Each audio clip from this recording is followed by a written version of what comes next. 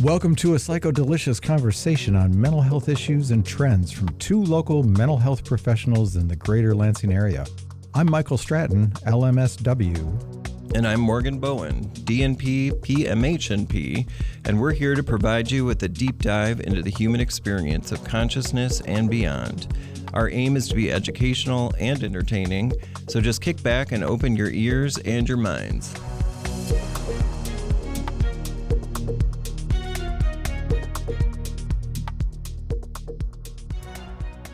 Hey, I'm Mike Stratton. And I'm Morgan Bowen.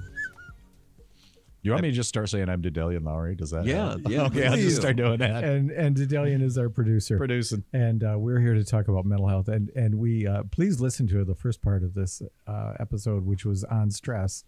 And we're going to talk about solutions to stress or ways to manage stress or deal with stress. Stress management. Right. How do you do that, Mike? That's it. That's the show. It's there done. are so many ways to deal with it. I think about working from it outside in. Like, can you change the thing that's stressing you out? Is there anything you can do about that? Sometimes you can. You can, slow down your work, for instance, or I'm going to take this responsibility off of me and give it to someone else, or I'm going to change that relationship. I'm going to get out of this relationship that's very stressful, or I'm going to make more money if it's financial, or I'm going to seal it. So there's all of those external things you can do. I mean, I think that's one of the first things to look at is, can I change the thing that's stressing me out? Now, as a therapist, would you ever say, I think you need to quit your job? Or I think you need to get out of this relationship? It would be more reflective. It seems like that job is causing you a lot of stress, Hopefully that they would come to their own conclusion. Yeah, it's like, have you ever changed jobs before? What do you imagine that would be like, or what keeps you at this job? It sounds like it's really stressful, but at the same time, you really feel like you. So much of therapy is also providing that tension of providing the two sides of a dilemma and letting the person kind of work through it. Well, let's talk about what if you don't leave the job? On the other hand, what if you do leave it? What would you imagine that would be like? And going through that process, I think can be a helpful thing. It can be. There's a problem solving aspect to it.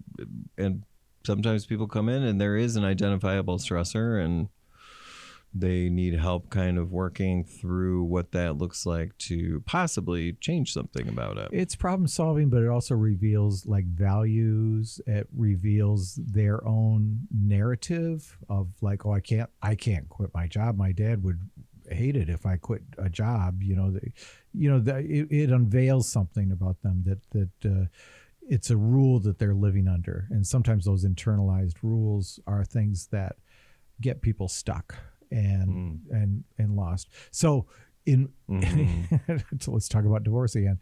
In my family, people had not been divorced, and so I was the first one to get a divorce. And it's the American way. I had to wait till my parents died, and then it felt okay to get a divorce. Really? My family was complete opposite. It was all divorces. And I get married to get divorced. I genuinely, I didn't get married until my 30s, and I genuinely didn't because I didn't want to get divorced. I didn't want to go through that because I watched all my family members go through it. And then I got, waited until 35 and still got divorced. So I was like, all right, whatever. There you go. That's it. What is the divorce rate these days? 2/3 from. Is it 2/3? Well, I don't know. Maybe. It used to be 50%. Our producer is going to check it out. You guys keep talking. I'll look it up. Yeah. But there's other stress management things. You got some ideas, don't you, Morgan, about? Well, in my world, as a clinician, people come and they want immediate. Well, I shouldn't say that. Sometimes there's management of expectations, because immediate relief sounds like a good thing, and so medication. Is there a chemical, solution to this? No. Yes, there is not. There is not. It can be helpful with symptoms of stress. So sleeping, a lot of times people are not sleeping if they're incredibly stressed. The brain goes haywire as people lie down. So I feel very tired, but then I lie down and my brain goes in a million different directions about all of the problems that I have or could have, or and so, there's certainly things that we can do to assist with that type of thing, but it doesn't take away whatever is happening. I'm messing with your my attention. My ADD. I'm looking at the. So 2.5 divorces per 1,000 people. This was in 2021, and then compute that. Almost 50% 50% of all marriages in the United States end in divorce or separation. This doesn't give us a year though, and then it says 41% of all first marriages end in divorce. So when I see people and they are looking for that immediate answer, it tells me something about just the level of stress that they're at. If they just want it done and complete, they're on the brink. They really have things are in a red zone area. Whereas somebody maybe who's coming in for therapy, and I'm sure you see people in crisis coming in, but it's always better to try to address these things before they reach the crisis, right? The crisis stage, because you can intervene and do things. So one of the things that I really like to talk about is meditation with people as a stress management technique. And there's two camps. One is I've tried meditation and it didn't work for me, or I could not meditate. Nope. So there are some people that, answer in the affirmative, but meditation is not something that you can just start. And as a tool, it's going to, when you're super stressed out or having a panic attack, you can't sit down and deep breathe and meditate your way into calm. It is a practice, and it is a lifestyle practice. So the stress management, the secret to stress management, as far as I see, is maintenance of a practice of life that lends itself to ongoing stress management rather than crisis to crisis to crisis. Certainly, I have lived crisis to crisis to crisis before in my life, and I think a lot of young people do, and a lot of adults do too. But at a certain point, personally, I was frustrated with I called it the house of cards. I'd build the house of cards up, and then something would happen and it'd all blow down, and I'd build that house of cards up. So when I sought a way to try to address that, it was about building a foundation that was sustainable, that could withstand the winds that would blow down my house of cards. So for me, meditation was a helpful tool for me to maintain a stress level. It doesn't take away my stress, but it does allow me to withstand the stress that comes my way.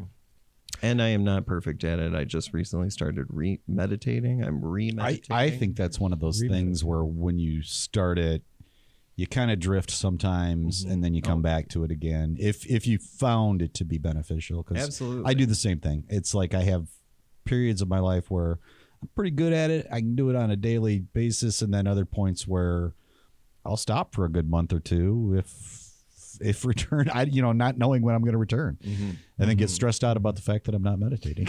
It's true, and that can in and of itself create stress. So in keeping it doable, so 5 minutes a day, 10 minutes a day, there's definitely gurus and practitioners on Insight, Timer, and Calm, and Headspace who make a full living on being some type of, I don't know if it's not a spiritual guide, but a type of life coach, or then they seem to meditate all the time. Transcendental meditation, where you have a mantra that you repeat for 20 minutes twice a day. There are people who love that. That's what Paul McCartney. Do you have a mantra? Does anyone have a mantra? I had a mantra at one time. I do not have a mantra, but I didn't do the not for meditation. No. I had one that I found online actually, and I used that for a while.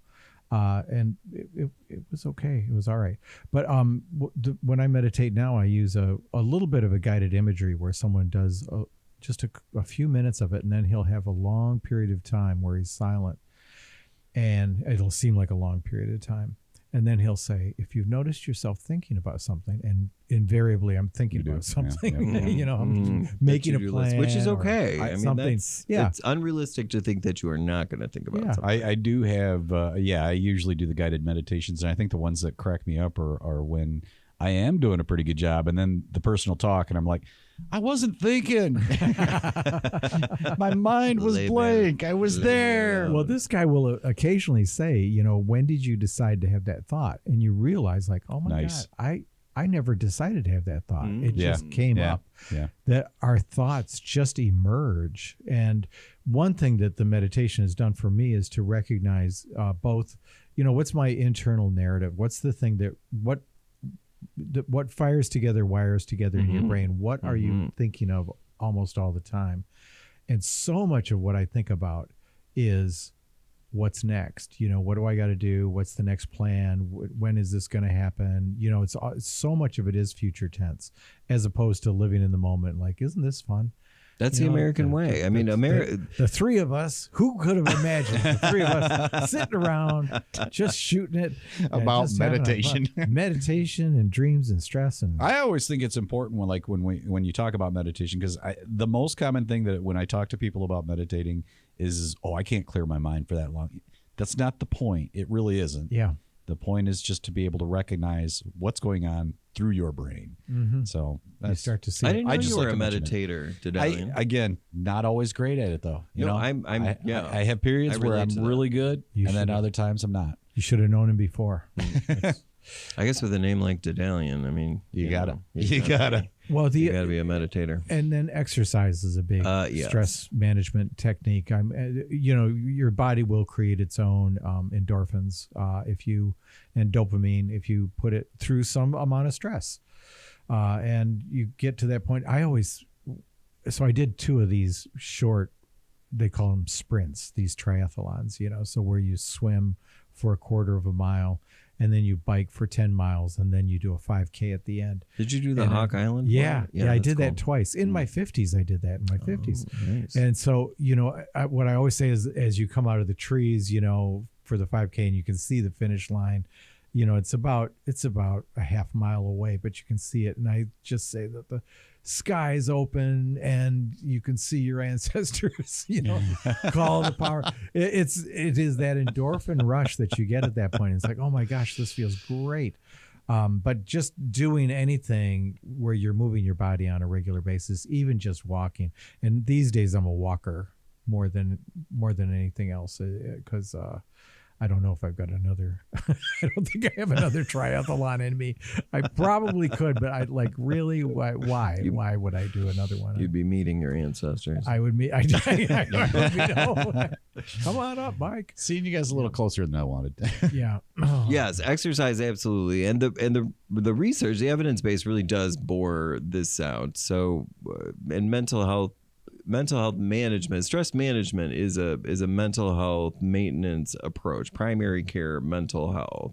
So if you maintain the mental health, it provides protection from the spikes that happen when you encounter a stressor, a car accident, an angry person at Meijer that's bitching you out in the line, and all sorts of things. Road rage. Oh man, I feel like I am very worried that people are in a constant state of road rage, and I feel like I need to be aware of that so that I can protect against it. This is kind of off topic, but when I was driving, not here, really, because I this 127 into, well, I guess it's 127 where the 496 interchange when you're going north, and then it goes down to like one lane, but it's terribly marked. Yeah. Governor Gretchen Whitmer, whoever's doing the construction in Lansing, she's not doing that. Don't put it on horribly her. Marked. Governor Whitmer, she's out there all by herself. I love Governor. I'm a super fan, but so there was almost this accident, and then there was like a road rage response between the two drivers, and I'm just trying to pivot around what's happening so that it doesn't, impact me. It's stressful. I mean, that driving is stressful. Yeah, definitely. That's what I don't like is that it's the other people, and you can see it and feel the stress build around those cars that are doing that. That it triggers me a little bit, because when COVID hit and people were driving like 80 miles per hour everywhere. Well, I went to Meijer. at a point when they said we're going to be closing down the stores, they're only going to be open certain hours and stuff like that. And I went to the store and I saw this wild look on some people's faces, you know, and their carts were just jam full. Like, this is it. This is the end of the world. There it is. You know, and you could just see like, oh, you know, I was just coming to get some stuff for the weekend. And there were other people that had this kind of sense and no telling what they're going to drive like when they get out. Well, it's such an important point because we have culturally had just so much of a higher stress point, maybe, you know, a set point for the stress levels. I would say since probably COVID, maybe before. I mean, all this is debatable.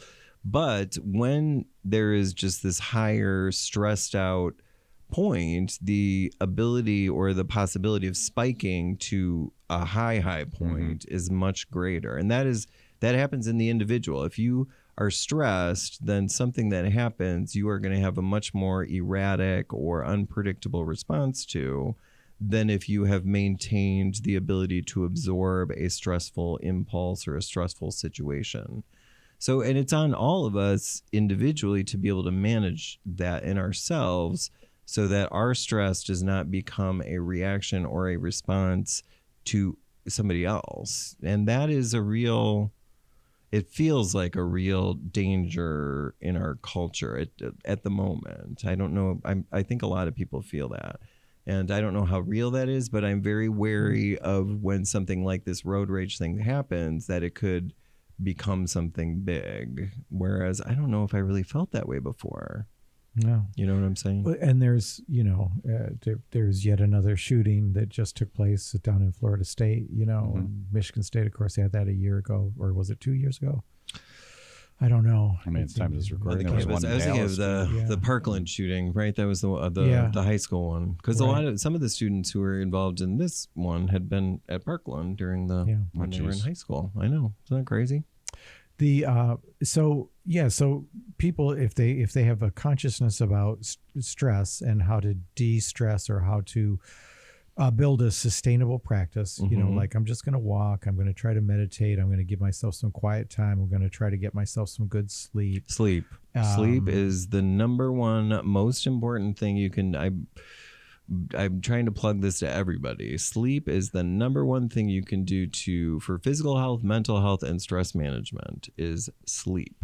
It's how you fix a computer. You turn it off and you turn it back on. Consistent reboot. Consistent sleep. Consistently sleeping enough hours for you. That can vary, but your body likes consistency. The body as an organism likes consistency.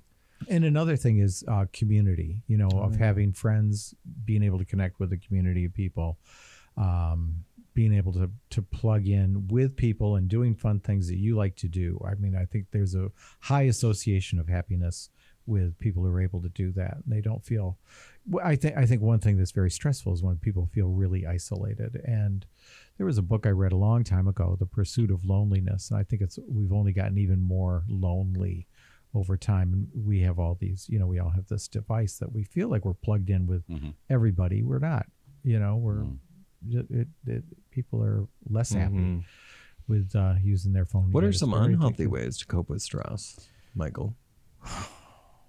Your phone. Eating. Eating. A lot of compulsive behavior. TV. Just sitting around watching TV all the time. Overeating, just interacting with a screen, mainly isolating. Tell us about your ice cream consumption, Michael. Well, I think you have a decent approach. This is Morgan's passive aggressive, anal expulsive tendency. What? I share it. Well, I think you have know about your ice cream? It's not terrible. I think you have a pretty good approach to it. I have 3 to 5 spoons of Ben and Jerry's every night. All right. Yeah. I mean, moderation. I did not know this about you. Yeah. Well, I do that. Yeah. Do you feel like it's a stress management technique or? It's a habit. At this point, it's a habit. I can skip it. I was just thinking about when I smoked. So I used to smoke cigarettes, and when I would feel very stressed out, I would say, I need a cigarette. I'm gonna go outside and smoke a cigarette. Add your heartbeat. Turn it up. I don't know what people have postulated, I don't know why that word just came to mind, but it gives you endorphins, right? The deep breathing. So when you're when you're inhaling, the deep breathing. I don't know if that's true, but I've heard people say that before. So I think one thing that we should talk about a little bit is when do people know that they should get help? Because stress is something everybody experiences. When is it so big that someone feels like they need help? When they're eating 3 to 5 scoops of ice cream. Not scoops. It's the small spoons. Teasing. Small spoons. Look, I will admit, if I wake up in the middle of the night I'm hungry for something, I get sweets almost every time. Yeah, isn't that funny? Yeah, I don't know like why. The body is craving sugar or something. So leave him alone, Morgan. Yeah. Let the man have his ice cream.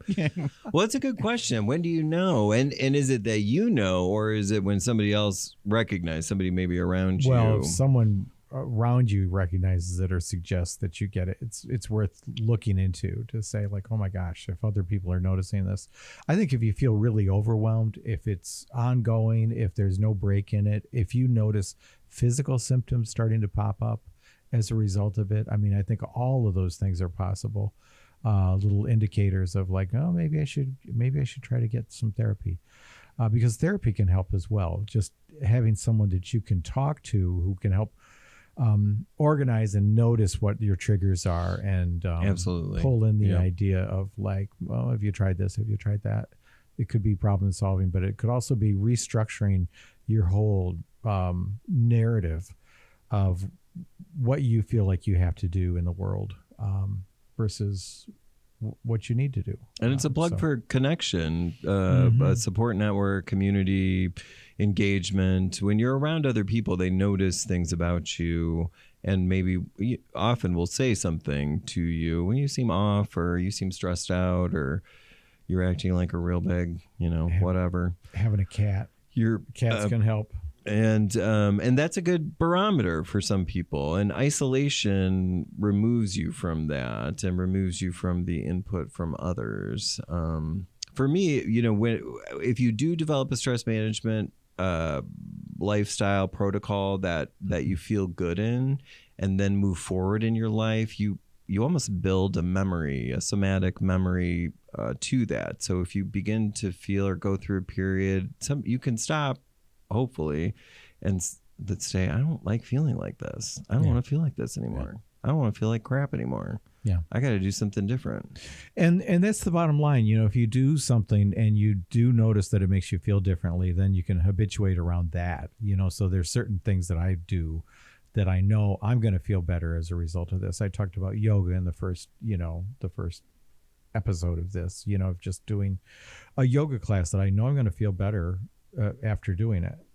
Did you ever do yoga in the 70s, like back in the kind of more hippie dippy 70s yoga day? I think I started. I used to walk by the studio where people were doing yoga, and I thought that looks like that's not even exercise. They were just standing there holding poses, and it's like, so I went in to do it one time just to check it out, and 30 minutes into it, I'm just like shaking all over and sweating. It's like, this is a lot harder than I thought it would be. All of your little stabilizer muscles are. Do you find it a meditative practice or sometimes more of an exercise? It can be both. I mean, that's the nice thing. It yokes together both the meditative kind of quality and also what's going on with your body. So there's some things that build strength. There's some things that increase flexibility, and there's some things that improve balance. And the older I get, the more balance in particular is really important to me.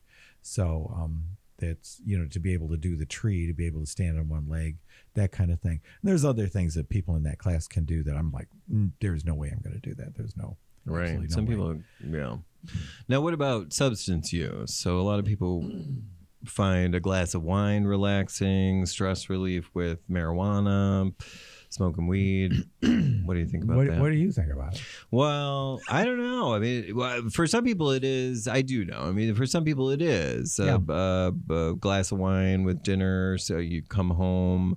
It definitely, from a chemical perspective, lowers or addresses central nervous system as a depressant, alcohol in particular. So there is that.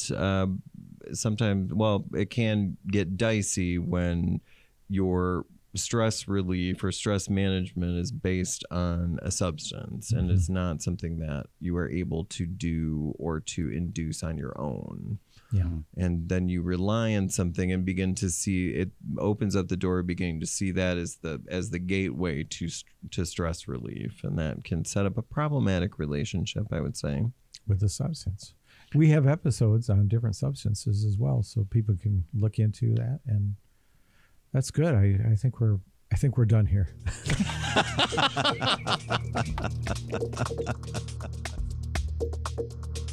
A PsychoDelicious Conversation is meant for educational and entertainment purposes only. It is no substitute for therapy and should not be treated as such. If you feel a need for real therapy, you should consult your local provider, Google therapy or therapists in your area, check with community mental health, or a suicide hotline if you are feeling suicidal. Mike and Morgan welcome your questions, feedback, or dilemmas. Feel free to send us an email at apscyhodeliciousconversation@gmail.com. That is a PsychoDelicious, PsychoDelicious conversation@gmail.com. The views expressed on this podcast are solely the opinions of Mike Stratton and Morgan Bowen, and do not reflect the views or opinions of any site broadcasting this podcast. Replication of this podcast without written permission is strictly prohibited.